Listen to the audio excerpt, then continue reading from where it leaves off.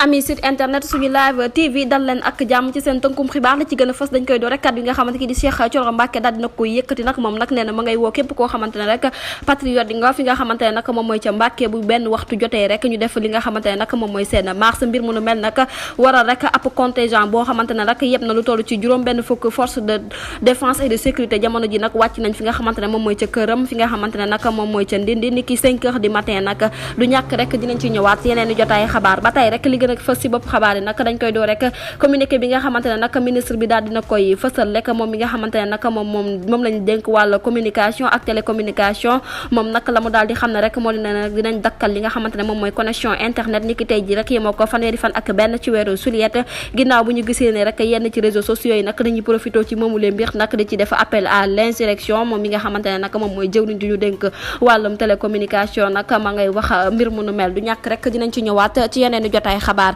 jërë ngeen jëf ci teewlu bi bu leen fàttee abonné ba saale cloche de notification ngir amaat yeneen i info